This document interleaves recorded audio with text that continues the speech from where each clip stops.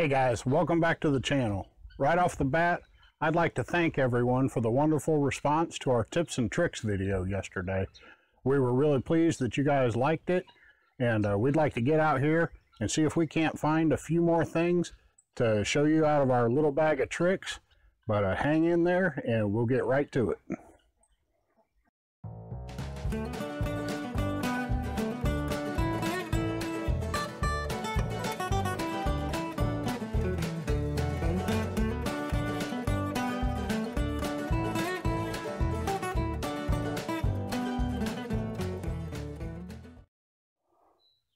Okay, tip number 227.5, okra love the heat. You do not have to plant your okra at the same time you plant the rest of your garden. It should be about the last thing you plant. But what you're ideally shooting for is it's the beginning of July. We've got them starting to put on buds and they'll be flowering soon. But they'll be producing their okra during the hottest months of July and August, which is exactly when they want to be doing it. Okay, tip number 326. Beets are a polyspore or a polygerm, meaning each seed can contain more than one germ, and you can end up with more than one plant from a single seed. So remember this when you're planting. You don't need to multi-seed beets. One seed to a hole will do. You can end up with multiple plants and still need to thin anyway. Okay guys, hint number 4,347. Corn planted to the correct depth of 2.5 inches does not need to be hilled. That allows, when it's planted at the correct depth, the anchor roots can reach the natural packed soil, or they'll appear below the soil. That anchors them into undisturbed ground and gives them more wind resistance than being planted shallow and then being hilled and trying to sink roots into disturbed dirt. But if you'll take a look up here, corn planted to the correct depth does not suffer wind damage. Okay guys, tip number 6,407. Basil is never done growing. These basil may appear to be done and going to flower, but you can cut these basil off at half their height and they will grow back bushier and thicker all the way through the gardening season. You can also cut basil off, strip the leaves, put it in water, and it'll root for you, and you can take your basil indoors when the gardening season's over. Okay guys, tip number 7,432, I guess. Carrot seeds come in different types, and one of the biggest problems with carrots is getting them to germinate. The problem with germination is that they don't make good soil contact. If you'll buy pelleted seeds, which are seeds covered in clay, the seeds when they first start to grow will have 100% soil contact and you'll get a lot better germination rate from them. Tip number 1,226. Tying your tomato plants up with sisal twine is a material that will become soft when it gets wet. It's easy on the plants, and you can also add it right to your compost pile. Tip number 3,567. Trimming your sweet potato vines can provide you with a good snack since they're edible, or they can provide the chickens with a good snack. But it doesn't affect your overall production. And in sweet potatoes, when you're planting, a sweet potato plant takes up about the space of a dinner plate. So if you're planting in an odd shaped thing like this round container here, just use the shape of a dinner plate to figure out how many starts you can put in one spot. But this is 8 feet in diameter. An 8-foot diameter circle is 56 square feet. There are 150 starts in a single 8-foot barrel.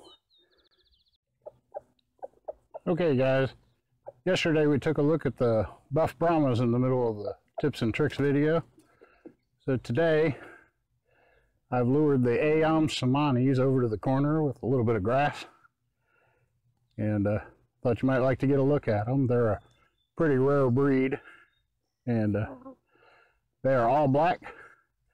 Their feathers are black, their faces are black, the insides of their mouth are black, their tongue's black. If Feet are black, meat's black, organs are black. And let me go one step further and dispel a rumor. Their eggs are not black. They lay a medium-sized, light-colored cream egg, but they do not lay a black egg. That's a long-standing rumor. I don't know how it got started, but it's not true. But I thought you guys might like taking a look at them.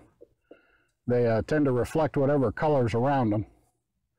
So if you see any coloration in them, that's just reflection. They get kind of a iridescent glow to them. But that is the Amcemani, if you've never seen one, and we hope you found it interesting. Okay, tip number 9406. This is a natural reaction of squash. This is not a problem. The squash are reducing the surface area that they expose to the sun so that they can get through the heat of the day. And what you don't want to do is water them. If you water them now in the middle of the day, it'll only lead to overwatering. The overwatering will lead to yellowing of the leaves, and that will make them more susceptible to the sun they're already having trouble with. So try to resist watering them. You can water them in the evening or water them first thing in the morning, but don't take pity on them in the middle of the day. They are not dying despite what they might have you think. Tip number 468.3. We have solar-powered bug zappers in all of our chicken pens. The fried bugs in the morning help supplement their protein during the day, but they kick off during the day, making them safe to have inside of the chicken pens. But if you'd like a cheap way to supplement feed your chickens, we use solar-powered bug zappers. Tip number 1742, don't drag hoses. We have separate hoses for all the sections of our garden, the main garden, the raised beds, the corn, the raised beds on the other side, and the sweet potatoes. Each of those sections has their own hose. We can use the cutoff valves from this main trunk hose. We'll reach all of the other hoses so that we don't have to drag one hose all the way around. We have separate hoses that this one can reach. We just connect it on, and then we can water each section, shut it off, unconnect it, reconnect it to another one, and we're only pulling one hose that's shorter and doesn't weigh near as much.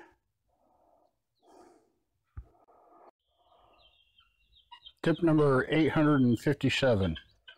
You've heard me say that Tina and I planted all the trees and shrubs on the property. We do that through propagation. We have all different kinds. There's baby willow trees. Let's see, there's some pecan trees that were sent to us by Okie Rob.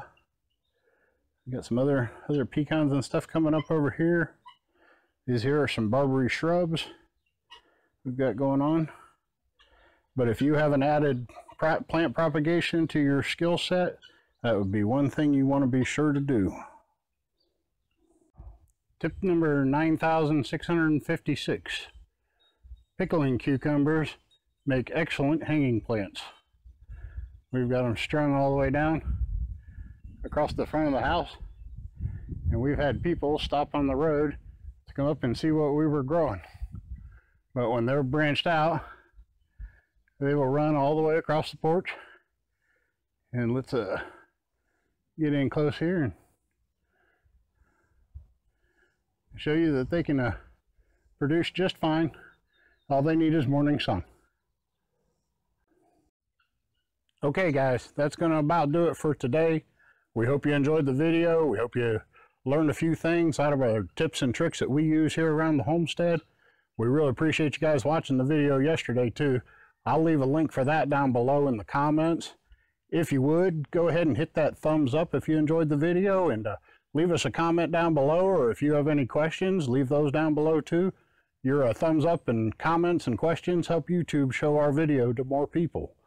But we appreciate it when you come by the channel, and we'd love to have you come back if you want to hit that subscribe button. And there's a little bell down there. If you hit that, it'll send you a notification when we put out new videos. But we had a great time out here. We're glad you came and joined us, and we hope to see you in the next video.